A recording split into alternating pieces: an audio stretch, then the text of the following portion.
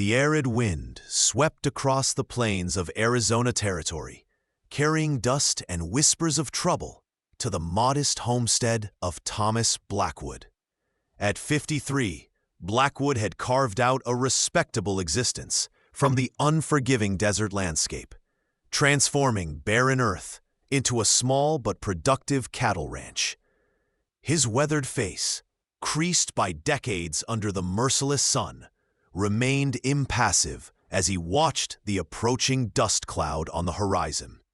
Riders were coming, and in this remote corner of the frontier, unexpected visitors rarely brought good tidings. Thomas adjusted the Colt Peacemaker on his hip, a habit formed during his years as a scout for the U.S. Cavalry before settling down to ranching life. The year was 1878, and while the Great Indian Wars had subsided in many territories, the Apache resistance in these parts remained fierce and unpredictable.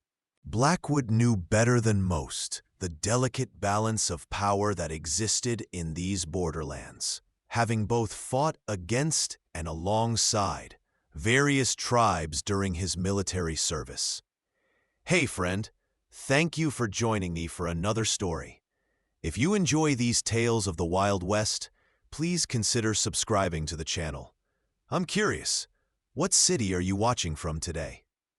The riders materialized into a small group of men, dust-covered and grim-faced.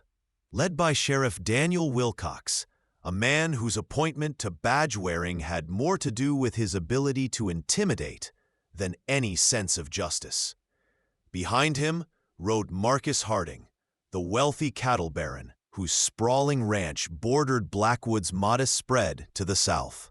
Thomas had never trusted Harding, a man whose ambitions seemed to grow with each passing season, always eyeing neighboring lands with barely concealed avarice. 3 ranch hands completed the party, hard men with gun-calloused hands and eyes that gave away nothing. "Blackwood," Sheriff Wilcox called out, tipping his hat without warmth. "Got some business to discuss with you regarding your daughter." At the mention of his daughter, Thomas felt his heart quicken.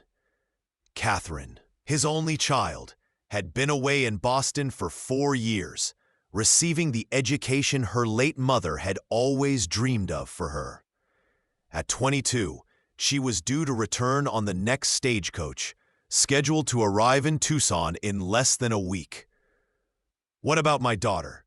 Thomas asked, his voice betraying none of the concern that suddenly gripped him. Inside the house, he knew his longtime friend and ranch hand, Miguel Sanchez, would be listening, ready with a loaded shotgun if the situation soured. Harding dismounted, brushing dust from his expensive coat with gloved hands. "I've sent word to Catherine in Boston, offering her my hand in marriage," the cattle baron announced with the confidence of a man unaccustomed to refusal. "It's a sensible arrangement. Your land adjoining mine makes for a natural union, and she'll want for nothing as my wife." Thomas's face darkened, his jaw clenching at the presumptuousness of Harding's declaration. Catherine had never even met the man, who was nearly 30 years her senior. "My daughter makes her own decisions about who she marries," Thomas replied evenly. "And I reckon she'd prefer to be asked, not told." Sheriff Wilcox spat a stream of tobacco juice into the dust. "Now see here, Blackwood, Harding's being more than generous. We all know you've been struggling to keep this place afloat since the drought hit." The sheriff's hand rested casually on the butt of his revolver, a subtle but unmistakable threat. Times being what they are, a girl could do a lot worse than becoming Mrs. Marcus Harding. Thomas stood his ground, years of facing down dangers far greater than an arrogant lawman and a land-hungry rancher, having forged his resolve like steel. My answer stands. Catherine decides her own future when she returns next week. Harding's face flushed with anger, unaccustomed to having his will thwarted. You're making a mistake, Blackwood. This territory isn't getting any safer for small ranchers like yourself. The Apache raids have been increasing again to the north. A man needs powerful friends to survive out here. The veiled threat hung in the air between them, as tangible as the dust devils that spun across the yard. Thomas had heard rumors of ranchers who opposed Harding suffering mysterious misfortunes. Cattle disappearing, water sources suddenly drying up, or barns catching fire in the night. Yet he would not be bullied, especially not when it came to his daughter's future. "I appreciate your concern for our welfare," Thomas replied with calm defiance. "But the Blackwoods have weathered worse storms than this. Catherine will be home in a week, and the matter will rest with her." Harding studied Thomas for a long moment, before remounting his horse with fluid grace that belied his 50 years. "Very well. We'll speak again when the young lady returns. I'm confident she'll see the practicality of my offer." As the riders departed, kicking up clouds of dust that hung in the still desert air, Thomas watched them until they were specks on the horizon. Miguel emerged from the house, shotgun still in hand. "You believe he will accept her refusal, amigo?" the Mexican asked, his dark eyes skeptical. Thomas sighed, removing his hat to wipe sweat from his brow.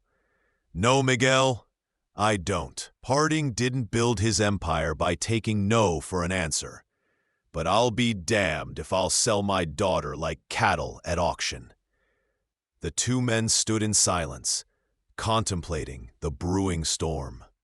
Thomas had faced the brutality of the frontier his entire life, survived battles with hostile tribes, weathered droughts that killed weaker men, and buried his beloved wife Sarah after a wasting illness took her 5 years prior. But the thought of Catherine returning to danger chilled him more than any of those trials. "We should send word to Tucson," Miguel suggested. "Have someone meet the stagecoach, bring Catherine home by a different route." That evening, as the sun dipped below the western mountains, painting the sky in vivid oranges and purples, Thomas sat on his porch and penned a letter to an old friend in Tucson. James Cooper had served with Thomas in the cavalry and now worked as a blacksmith in the growing settlement. If anyone could be trusted to ensure Catherine's safe passage home, it was Cooper. As Thomas sealed the letter, a prickle of unease ran down his spine. Years in the wilderness had honed his senses to danger, and something told him that Harding's visit was merely the opening move in a dangerous game. In the distance, a coyote howled, its mournful cry echoing across the darkening landscape. Thomas couldn't shake the feeling that it sounded like a warning. The Tucson stagecoach depot bustled with activity as the Boston coach arrived, in a cloud of dust and the clamor of horses' hooves. James Cooper stood apart from the crowd, his imposing figure drawing curious glances from travelers. At 47, the former cavalry sergeant maintained the physique and alertness that had kept him alive through countless skirmishes with hostile forces. His steel-gray eyes scanned the faces of disembarking passengers, searching for the young woman he'd last seen as a teenager. When Catherine Blackwood stepped down from the coach, Cooper almost didn't recognize her. Gone was the gangly girl who had left for the East.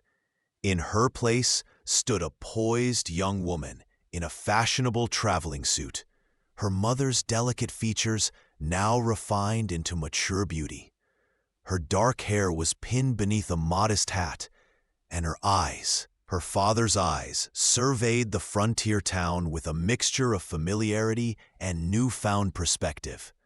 "Miss Blackwood," Cooper called, approaching with his hat in hand. "James Cooper, friend of your father's. He sent me to escort you home." Catherine's face brightened with recognition. "Mr. Cooper, Of course I remember you. Father mentioned you'd settled in Tucson. She offered her gloved hand, which he shook with careful respect. Is my father well? His letters have been somewhat cryptic these past months. Cooper helped retrieve her luggage, keeping his voice low as he guided her away from the crowded platform. Your father is fine, Miss Blackwood, but there's been some trouble. Marcus Harding has taken an interest in your father's land, and in you.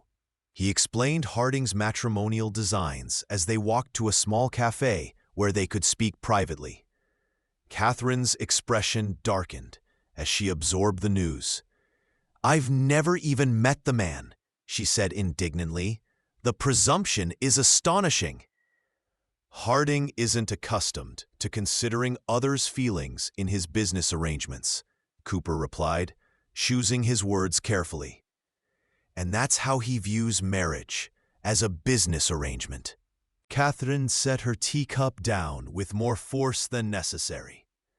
Well, Mr. Cooper, you can assure my father that I have no intention of becoming anyone's business arrangement. 4 years in Boston have taught me that women need not accept such treatment, even on the frontier. Cooper nodded, admiring her spirit, but concerned about her safety. Your father suggested we take an alternate route home, avoiding the main trails. It'll add 2 days to our journey, but it's safer given the circumstances. What Cooper didn't mention was Thomas's concern that Harding might have men watching the regular stage routes. Catherine agreed to the plan, and they arranged to depart at dawn the following day. As the first light of morning painted the eastern sky, Cooper arrived at Catherine's hotel with a wagon and 4 horses. He had hired a local man named Rodriguez as an additional guard, a veteran of skirmishes with both Apache raiders and white bandits, who knew the back trails intimately. Catherine appeared dressed in practical riding clothes rather than her eastern finery, a sensible concession to the rigors of frontier travel. We'll skirt north of the usual trail, Cooper explained as they left the outskirts of Tucson behind. It's rougher country, but less traveled. Catherine nodded, her expression determined despite the early hour. Mr. Cooper, I want you to know that I appreciate the precautions, but I refuse to live in fear of Marcus Harding or any man. Cooper glanced at her with new respect.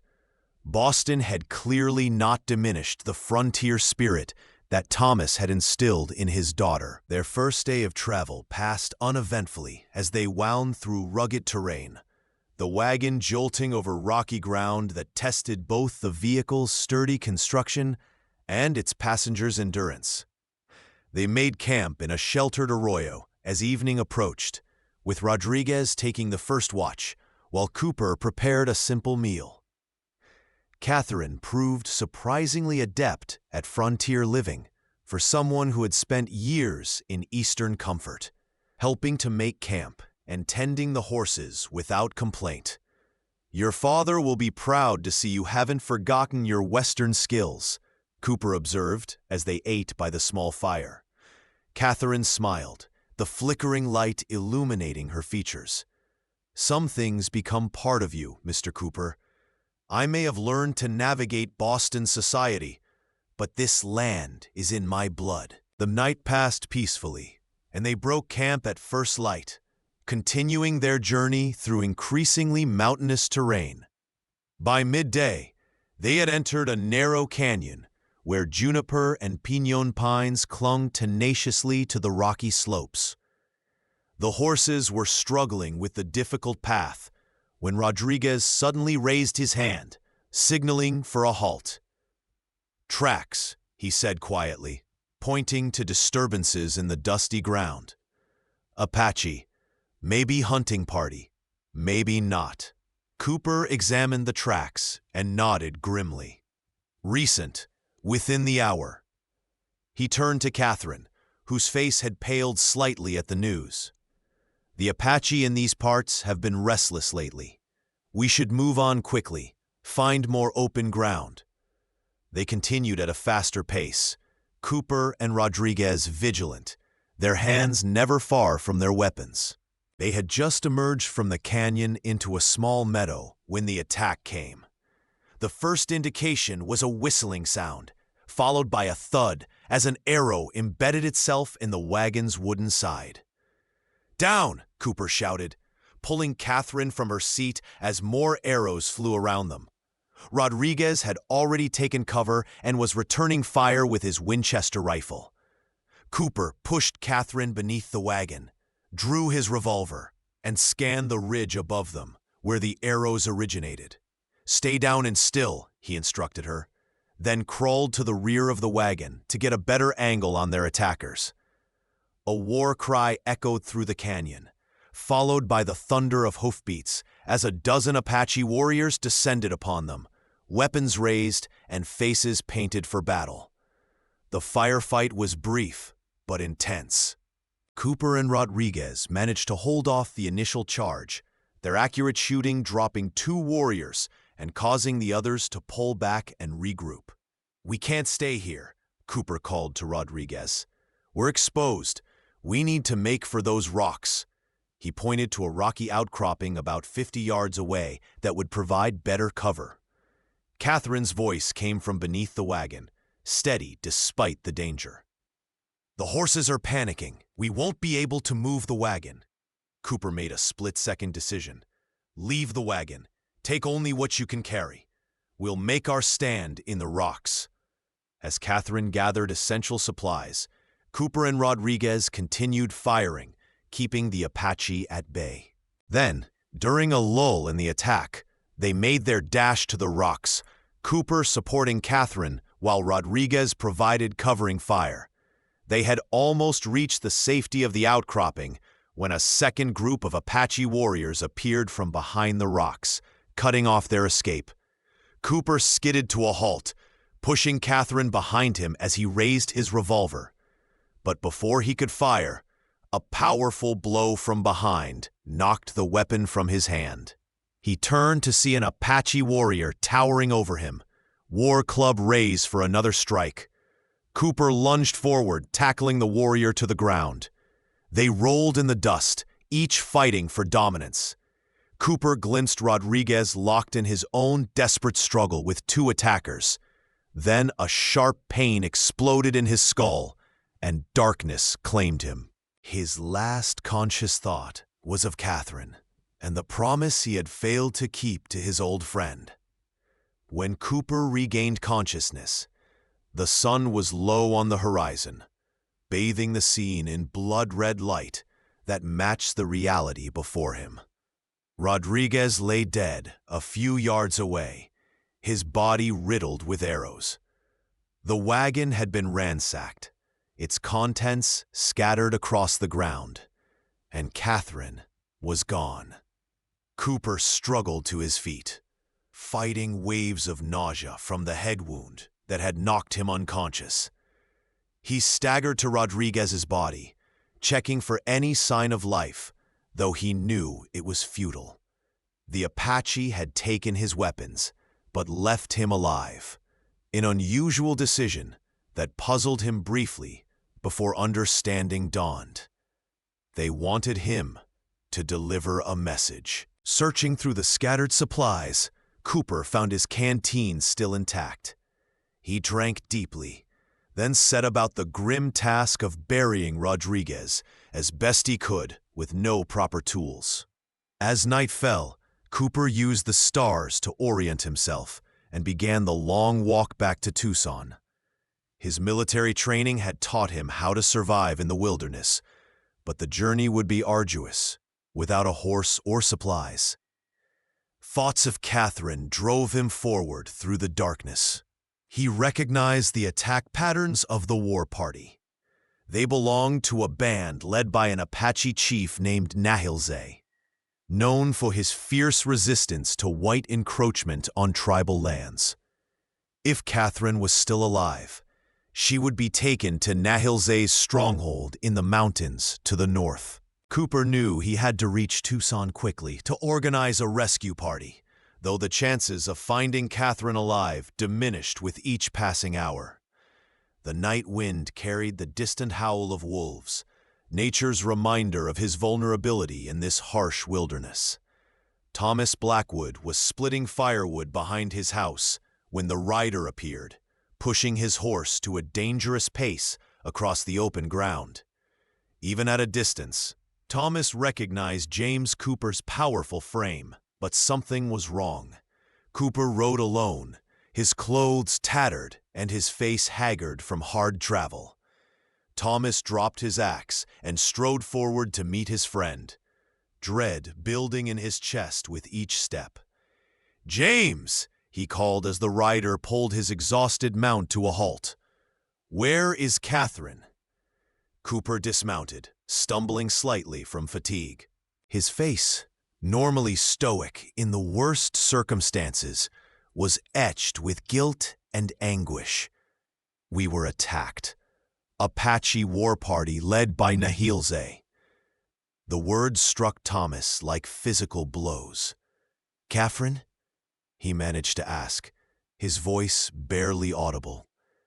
Cooper placed a hand on his friend's shoulder. "They took her, Thomas. Rodriguez is dead.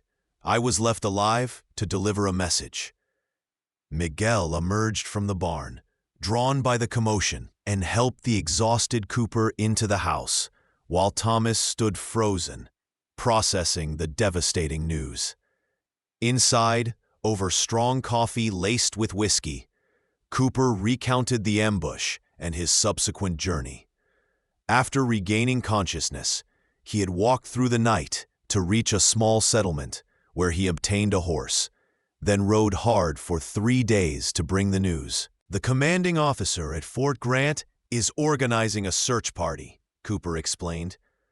"But Thomas, there's more to this than a random Apache raid." He described how the war party had specifically targeted Catherine, ignoring valuable supplies and horses. "They knew who she was, Thomas. They were waiting for us." Thomas's grief hardened into cold fury as the implications became clear. "Harding," he growled, his hand tightening around his coffee cup until his knuckles whitened. "You think Harding would ally with the Apache?" Miguel asked, his expression skeptical. "The man hates Indians more than most." Thomas shook his head. "Not ally, use. Harding has always boasted of his connections with the Army and his influence with certain tribal leaders who've agreed to peace terms." Cooper nodded slowly. "It's possible. Nahilze's band has been unusually active near Harding's northern grazing lands. Yet his cattle remain untouched while neighboring ranches suffer raids." The 3 men fell silent, contemplating the depths to which Harding might sink to acquire what he wanted. Thomas finally spoke, his voice steady and cold. "If Harding thinks this will force my hand, that I'll sign over my land to save Catherine, he's made a grave miscalculation. I'm going after her myself." Cooper raised a hand in caution. "Thomas, Nahilze's stronghold is in the most remote part of the Dragoon Mountains. The Army has tried to locate it for years without success, and even if you find it, his warriors number at least 30. Thomas's expression remained implacable. "I spent 10 years scouting these territories, James. I know those mountains better than any Army officer." He turned to Miguel. "Can you hold the ranch while I'm gone?" The Mexican nodded without hesitation. "Of course, amigo, but you should not go alone into Apache territory." Thomas's gaze shifted to Cooper. "I won't be alone. James is coming with me." It wasn't a question. Cooper straightened, fatigue momentarily forgotten. "You know I will, but we'll need help.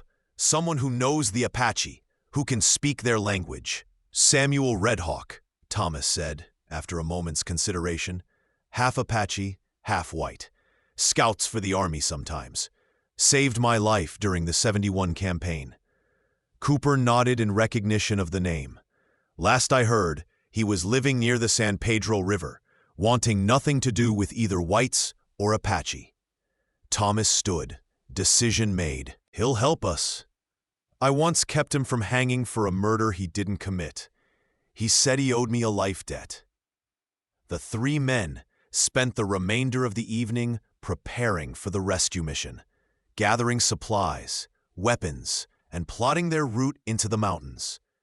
None spoke the fear that hung over them like a shroud, that they might already be too late to save Catherine from whatever fate Niles A had planned for her. Catherine Blackwood regained consciousness to find herself slung across a horse like a sack of grain, her hands bound before her and a coarse blanket thrown over her head. The animal's motion and the sounds of multiple horses told her she was part of a mounted party moving at a steady pace through rough terrain. Fighting down panic, she focused on gathering information through her remaining senses. The air had grown cooler, suggesting they were gaining elevation, moving into the mountains. Occasionally, she heard voices speaking in Apache, a language she recognized from her childhood on the frontier, though she understood little of it. Her head throbbed from a blow received during the attack, and her throat burned with thirst, but she appeared otherwise uninjured. Catherine had heard stories all her life about white women captured by the Apache, tales that ended in either quick death or fates considered worse than death. Yet fear would not help her survive. Instead, she concentrated on memorizing turns in the trail, noting the passage of time, anything that might aid in escape. After what seemed like hours, the party halted. Rough hands pulled Catherine from the horse and removed the blanket, leaving her blinking in the harsh sunlight. They stood in a high mountain pass, surrounded by towering pine trees, a stark contrast to the desert below. Before her stood a tall Apache warrior, whose bearing and adornments marked him as a chief or war leader. His face, weathered by sun and battle, remained expressionless as he studied her. "You are Thomas Blackwood's daughter," he stated in accented but clear English. It wasn't a question. Catherine straightened, determined to show no weakness. "I am Catherine Blackwood, and you have killed my escort and abducted me for no reason. My father will come for me." A flicker of something, perhaps respect, showed in the chief's dark eyes. "Nazli, your father knows this name." Indeed, Catherine recognized the name from her father's stories. Nahilze, one of the last Apache leaders still actively resisting white expansion. "Why have you taken me?" she demanded, surprised at the steadiness in her voice. Nahilze gestured for a warrior to bring water, which Catherine accepted gratefully despite her situation. "The white rancher with many cattle pays for you to be taken," he replied matter-of-factly. "Says you are promised to him, but he fears your father will not honor this promise." Catherine's mind raced as she processed this information.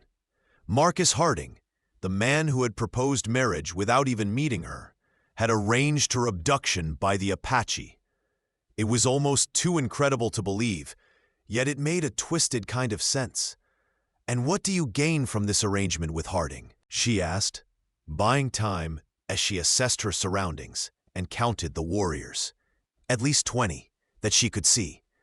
Nahilze's face remained impassive. "The white rancher promises the army will not attack our hunting grounds if I bring you to him." He paused, studying her reaction. But Nahilze does not trust the white rancher. His words are like water on sand. They disappear when the sun shines on them. Catherine seized on this hint of doubt. "You're right not to trust him. Harding has no influence with the army. He's using you to do what he dares not do himself." The chief considered her words, then spoke sharply in Apache to his warriors. Two of them grabbed Catherine's arms and led her toward a small shelter made of branches and animal hides. "You will stay until Nahilze decides what to do with you," the chief informed her. If your father is the man I remember from the fighting seasons ago, he will come for you. Then we will see whose words are true. The shelter, though crude, provided protection from the elements and some small measure of privacy. A young Apache woman brought Catherine food and fresh water, her expression neither hostile nor friendly as she set down the provisions without a word. Left alone, Catherine examined her prison. The shelter was sturdily constructed and guarded from outside. Escape would be nearly impossible, especially in unfamiliar mountain territory, surrounded by warriors who knew every trail and hiding place.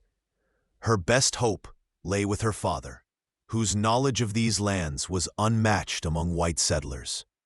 As darkness fell, bringing with it the cold mountain air, Catherine wrapped herself in the provided blankets and tried to rest. Tomorrow would bring either rescue, death, or a forced journey to meet Harding. She needed her strength for any of these outcomes. Dawn broke with the sounds of the Apache camp coming to life, voices calling to one another, horses being tended, children laughing despite the austere surroundings. Catherine was surprised to see families here, not just warriors. This was not merely a temporary war camp, but a hidden community where the Apache lived free from army interference. A new appreciation for her situation dawned on her. She was not simply a captive, but a potential bargaining piece in the complex power struggle between the Apache, the army, and ambitious men like Harding. When Nahilze appeared at the entrance to her shelter later that morning, Catherine was ready. "I want to speak with you," she said before he could address her, "about Harding and why his promises are worthless." The chief studied her for a moment, then nodded once.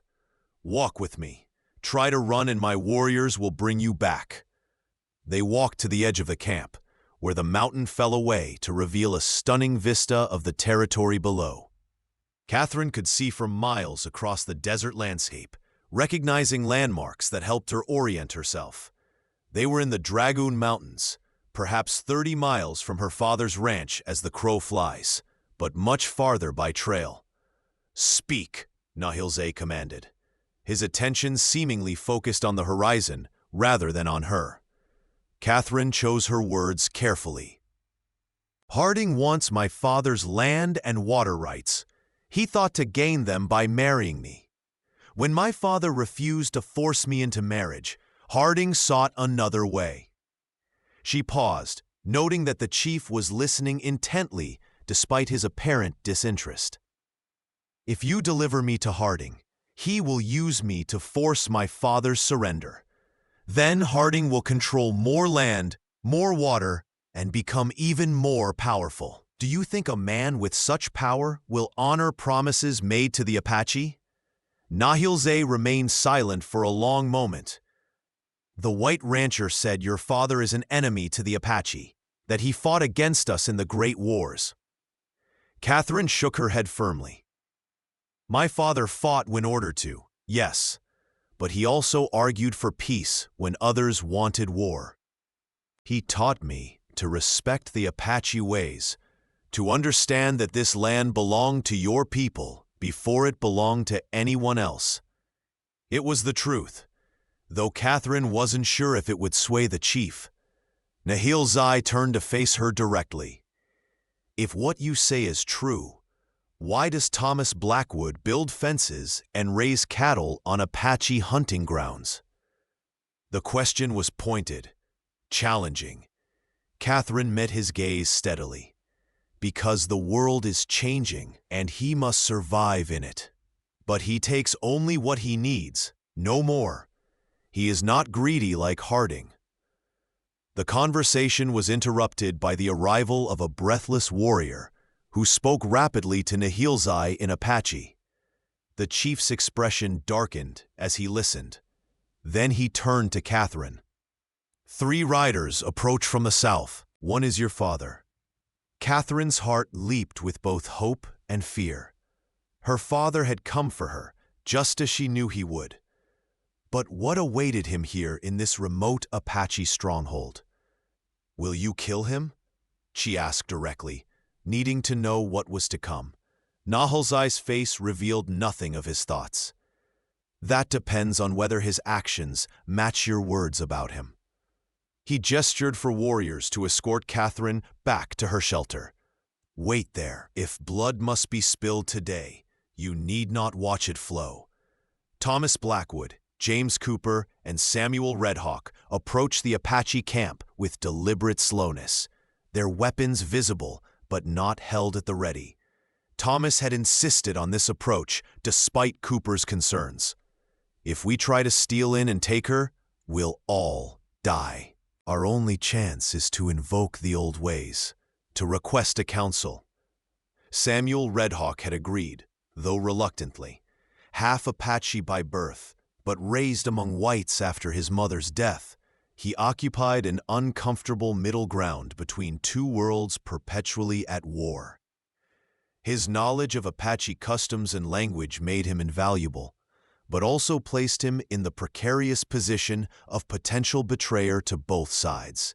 Nahilzai follows the old ways, Samuel had explained during their journey, but he has lost many family members to white soldiers.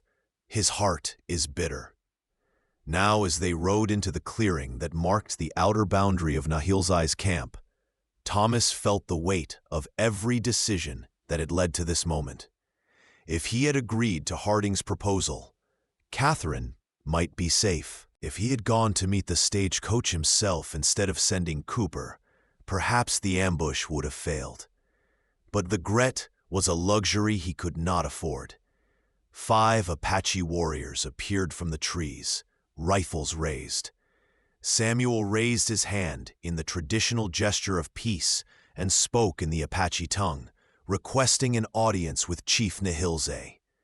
The warriors conferred briefly, then motioned for the 3 men to dismount and surrender their weapons. "Tell them we will give our guns, but keep our knives," Thomas instructed Samuel, "and ask about my daughter's welfare." After tense negotiation, the 3 men were led into the camp, watched warily by women and children who rarely saw white men except in battle. Nahilzai awaited them in the central clearing, seated on a blanket with his war leaders arrayed around him. Thomas scanned the assembled faces, searching for any sign of Catherine. "Your daughter is alive and unharmed," Nahilzai stated in English before Thomas could speak. "Whether she remains so depends on what words we speak here today." Thomas inclined his head respectfully. "I thank you for that. I have come to offer trade for her return. Horses, rifles, medicine. Name your price." Nahilzai's expression remained impassive. "I did not take your daughter for ransom, Thomas Blackwood. I remember you from the fighting seasons. You were a worthy enemy who fought with honor." Cooper and Samuel remained silent as Thomas and Nahilzai studied each other across the cultural divide that separated them. "Then why take her?" Thomas finally asked. "What quarrel do you have with my family?" Nahilzai gestured for someone to bring a pipe, a traditional prelude to serious counsel. "The white rancher Harding came to me. He said your daughter was promised to him in marriage, but you would not honor this promise. He offered much if I would bring her to him. Rifles, horses, and his word that the army would leave my people in peace." Thomas accepted the pipe when it was offered, taking the ritual smoke before responding. "Harding lied. My daughter was never promised to him. He wants my land and water rights and fought to gain them through her." Nahilzai nodded slowly. "Your daughter told me the same. She speaks with a straight tongue, not crooked like many whites." He paused, considering. "But how do I know you speak truth and Harding speaks lies? Both are white men who want the same woman." Thomas leaned forward, his voice intense. "Because I could have brought 30 soldiers from Fort Grant to attack your camp. Instead, I come with only 2 companions to talk in peace." Samuel translated this statement into Apache for those warriors who did not speak English, and a murmur of acknowledgement ran through the assembled leaders. Nahilze studied Thomas for a long moment, then made a decision. "I will return your daughter on one condition. You must promise that when you leave here, you ride not to your ranch, but to confront Harding. I will send warriors to watch. If you break this promise, they will return and burn your ranch to the ground." Thomas didn't hesitate. "I give you my word. Harding's treachery against my family is also treachery against your people. He used you as a tool for his greed." Nahilze rose and called out a command. Moments later, Catherine was escorted into the clearing. Her clothes were dusty and her hair disheveled, but she appeared unharmed as Thomas had been promised. Father and daughter embraced while Cooper and Samuel remained vigilant, aware that the situation could still turn dangerous in an instant. "Are you truly well?" Thomas whispered to Catherine. She nodded against his shoulder. "I am, and I think you should hear what I've learned about Harding's arrangements with the Apache. It's worse than we imagined." Nahilze allowed them a moment before speaking again. "Take your daughter and go, Thomas Blackwood. Remember your promise." As they prepared to leave, Catherine surprised everyone by approaching Nahilze and speaking to him directly. "Thank you for not harming me or my father. I hope someday there can be peace between our peoples." The chief regarded her with new respect. "You have your father's courage, but there will be no peace while men like Harding take more and more Apache land." Catherine nodded in acknowledgement of this truth, then mounted the spare horse the Apache had provided. The small party rode from the camp in silence, aware of the warriors following at a distance to ensure Thomas kept his word. Once they were beyond earshot of the camp, Cooper turned to Thomas. "You realize Harding will have men watching his ranch. We're riding into an ambush." Thomas's face was grim with determination. "I'm counting on it, James.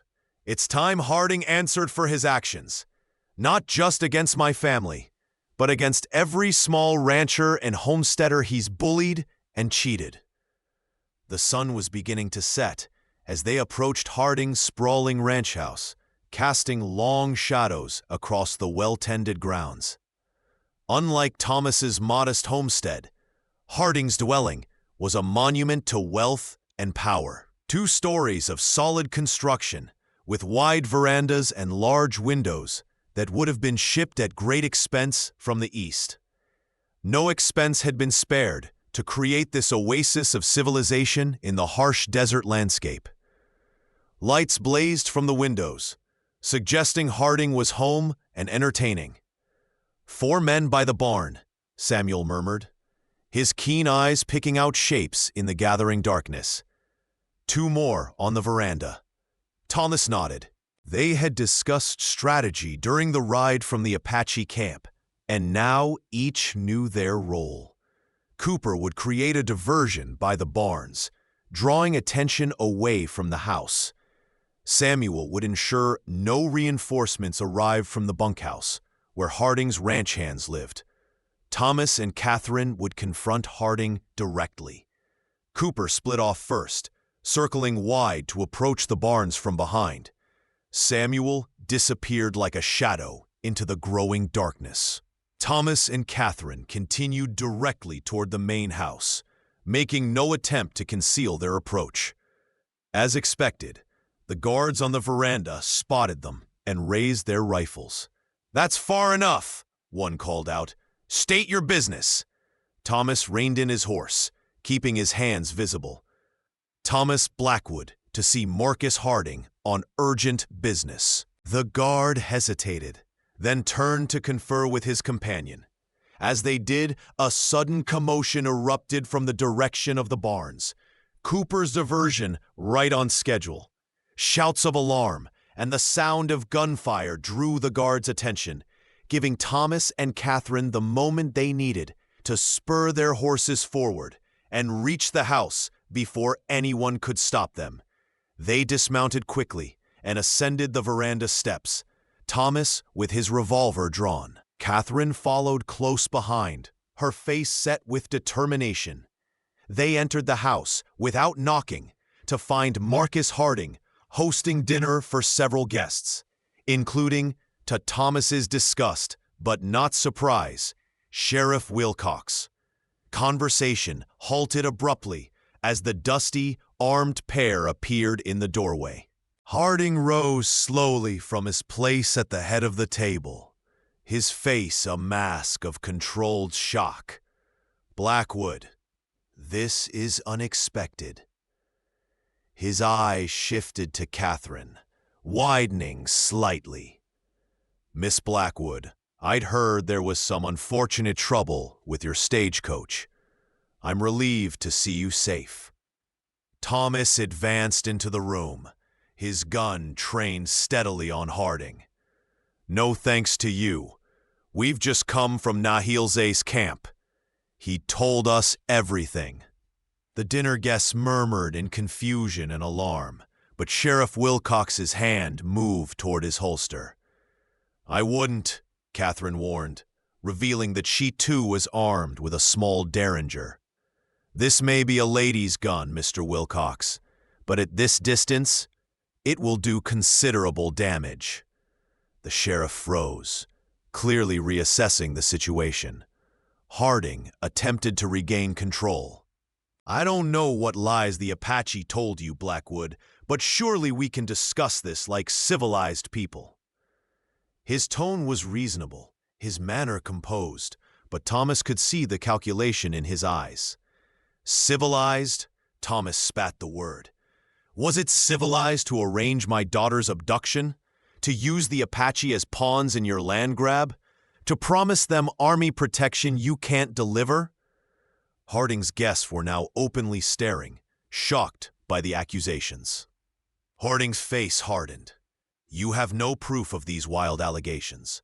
Sheriff, I believe Mr. Blackwood is deranged with worry over his daughter. Perhaps you should disarm him." Wilcox seemed uncertain, glancing between Harding and the determined faces of Thomas and Catherine. Before he could act, Cooper appeared in the doorway behind them, his shotgun in hand. "Evening, folks. Sorry to interrupt dinner." Harding's expression darkened further as he recognized another threat. "Cooper, I might have known you'd be involved in this farce." Cooper smiled without humor. "Not as farcical as your plan to marry a woman who's never met you by having her kidnapped by Apache. That's a new low, even for you, Harding." One of the dinner guests, a distinguished-looking older man Thomas didn't recognize, rose from his chair. "These are very serious accusations, Marcus. As the territorial judge, I cannot ignore them." Harding's composure slipped momentarily at the revelation of his guest's position. "Judge Hollister, I assure you, these people are delusional. There's not a shred of evidence." Catherine stepped forward. "There is evidence, Your Honor. Chief Nahilze kept detailed records of his arrangement with Mr. Harding, written in English at my suggestion during my captivity. The Apache are watching this ranch right now, and they have sworn testimony they will provide about Mr. Harding's promises regarding Army movements and Apache hunting grounds." Judge Hollister turned his stern gaze on Harding, whose face had gone pale. "Interfering with Army operations?